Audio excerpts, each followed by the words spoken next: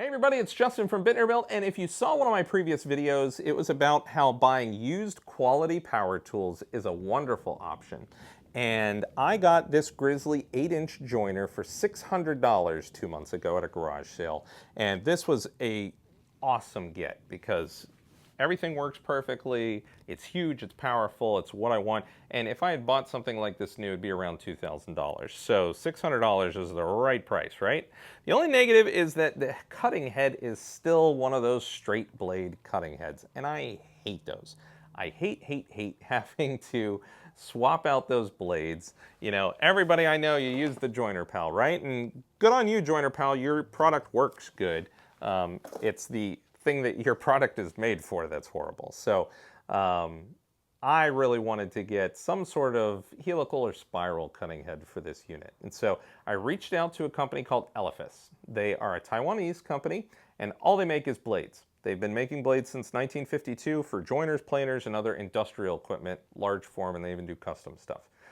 So they sent out a review unit for me, so thank you very much to Elephas that I'm going to put into this machine today. I'm going to show you how really easy it is. It only takes about half an hour to do this. You only need one specialty tool, which is a $15 tool, and I'll link it down in the description below. And then we'll take a look at how it cuts, the noise difference, and talk a little bit about the differences in these cutting heads, because I did a lot of research before this video, and there's a lot of conflicting information out there. So we're going to talk about that and get this head installed today on Bittner Belt. So I don't know about you, but if I get a wooden crate kind of box delivered to me, I get excited. Like, I don't know what it is, that it's not just a cardboard thing. But so this is the Elephas 8-inch 4-row cutter head. It has 28 inserts on here that are carbide. And when you take the screws out and you open it up, it's suspended in here in wooden blocks. And it came with the tools to do the inserts. It comes with extra carbide heads. And it also comes with 2 bearings, which is great, and a whole bunch of extra screws for inserting your carbide head. So you should keep it in the cardboard or plastic or whatever it's delivered in until after it's fully installed in there, but I did want to take it out and inspect it and show you and kind of look at the fit and finish. I'm wearing gloves, but you know, this is a spiral blade of death right here that could easily cut up your hands pretty bad. So keep that in mind for yourself. So I've removed all of the wrapping. It was cardboard foam and then saran wrap, so it was wrapped really, really well. Looking at this blade head, we have large channeling in between the blades and in front of the blades for removal of chips. Now, all of these types of heads are much better on dust collectors because it just makes small chips instead of those really big ones that can clog your dust collection system. So that's a great thing.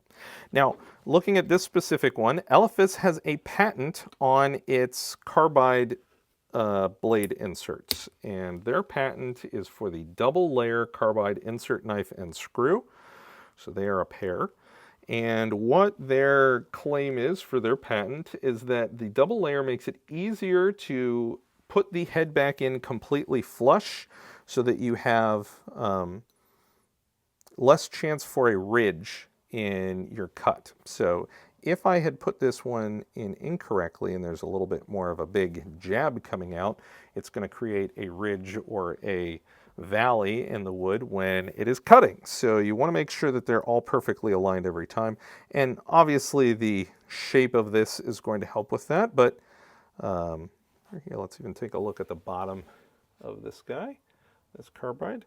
It seems to look like the traditional ones, but they do have a patent on it. So I totally want to see how that goes. So let's try and make it a little crooked when I'm screwing it in.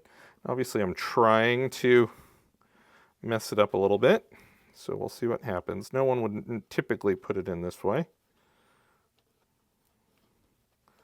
Oh, and it reset itself correct.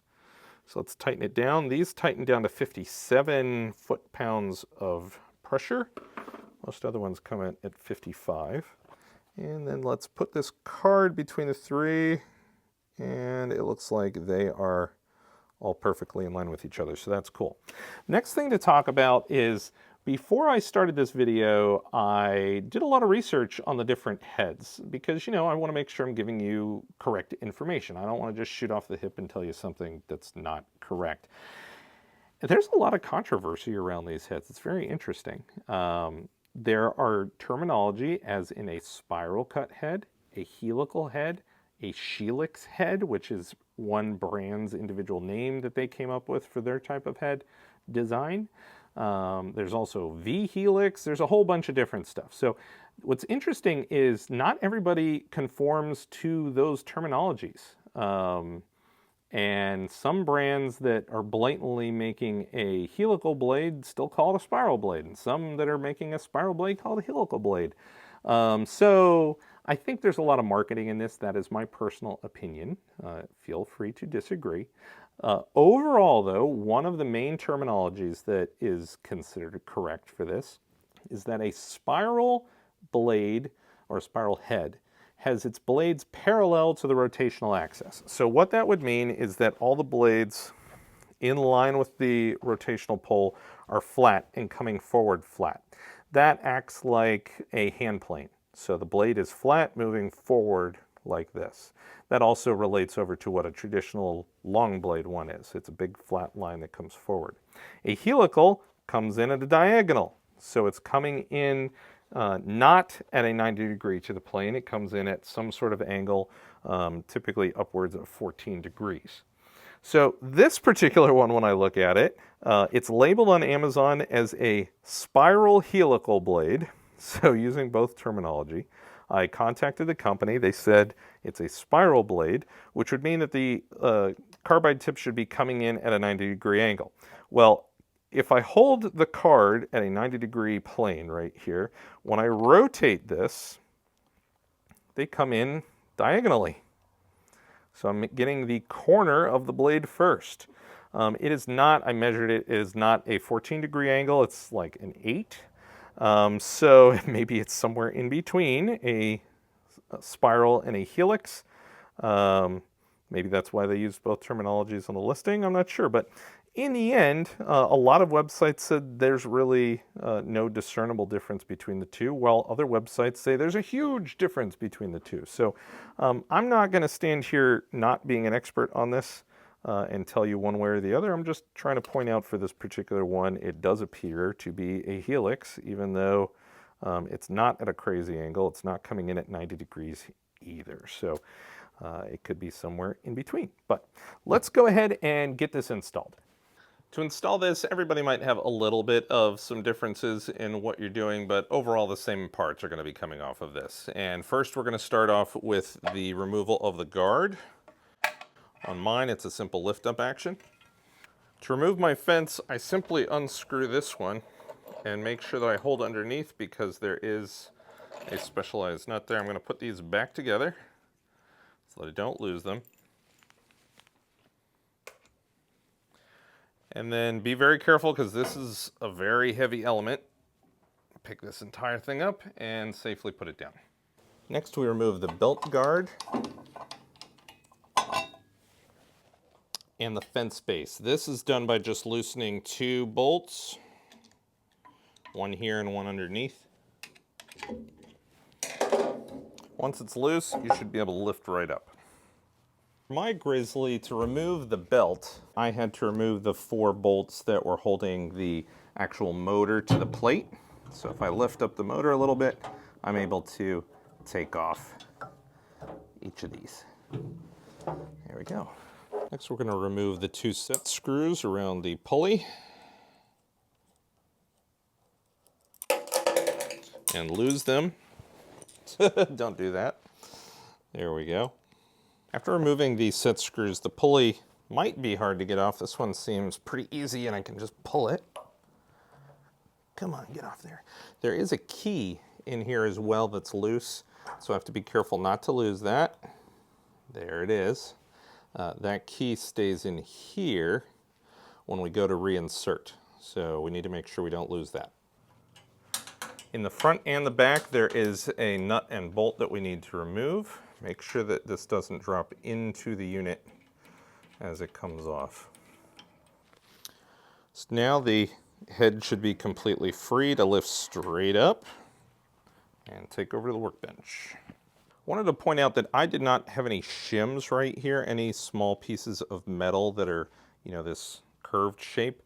Sometimes at the manufacturer level, they will have to put shims based on leveling out that cutter head. Now, another thing, while we have this open, this is a golden opportunity to be able to clean in a place that never, ever, ever gets cleaned. So you might as well take that opportunity now, hit it with some compressed air, the vacuum, maybe even wipe it down. Okay, so first thing I'm going to do is I'm going to mark this bearing block as B for back and F for front. That way I just know I want to make sure that I'm assembling it or reassembling it the exact same way. I'm going to take off both of these double-sided bolts right now, and I'm going to lay them like this for myself. Oh, I'm off camera. There we go. Lay them like this. That way I know exactly the way that I'm going to put them on with this. I might even just put a little mark right here. I'm sure they're the same thread, but you never know. All right, so it's time to take off the bearing blocks. And in order to do that, we need a specialty tool. Now, in order to get off the block that holds onto the bearing, we have to use a tool called a puller. I picked this one up on Amazon for $15. You don't have to get an expensive one. And basically what it does is it grabs with these hooks the block, and then it's going to push on the bearing from the inside as I turn this. Let's see how we do.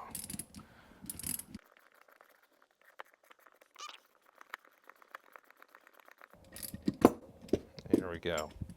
And we're off. So now we have this to put on our new one. We do not need to reuse these bearings because we have new bearings that came with the elephant head.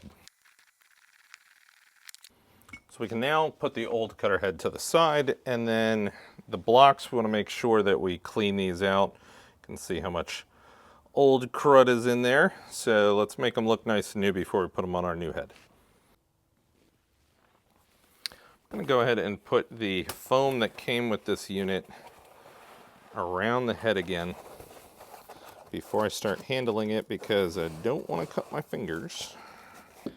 And this one I labeled as my back and my front, so I have it in the same orientation that I did with the original. I'm gonna use the new bearings that they provided. Be really careful to make sure that I don't apply it crooked in any way. I know it's not fully on there yet. I'm going to put the other one on and then we're going to bang it down. Okay, to install this bearing, I'm actually going to rest it on wood, and then I'm going to take a non-marring hammer and be real gentle in hammering this down. You definitely don't want to break your bearings. Now that I have one side on, when I go to put the next bearing on, I'm going to use this guy.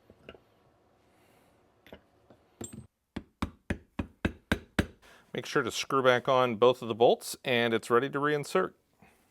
We are reinserting it. Being careful not to pinch your hands anywhere.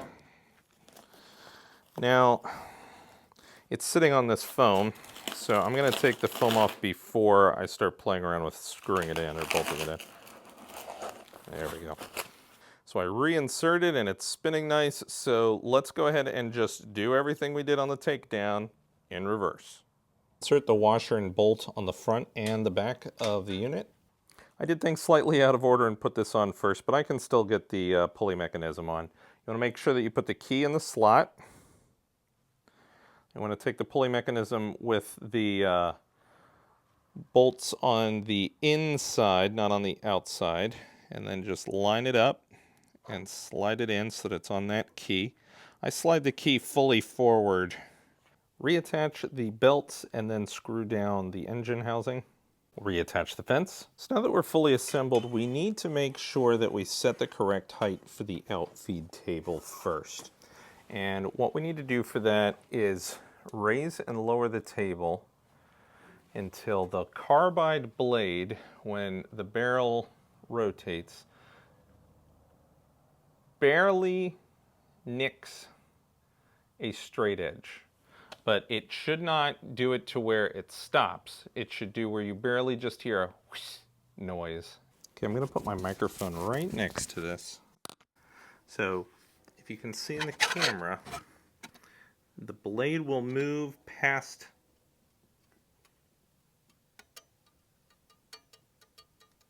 Do you hear that little noise? It's barely kissing that metal, but it's not impeded whatsoever in the turn. That is exactly where we want it. All right, I have this nice piece of ash. I rough cut it down to 8. That way we can run it right through. Let's see if we can get this to looking nice. Make sure you're wearing your goggles and hearing protection. All right, so that got that nice and smooth real quick.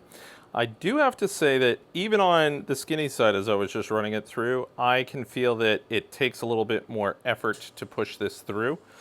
Since the blades are contacting more frequently on this than the old style straight blades, you have to give it a little bit more power in order to get it through.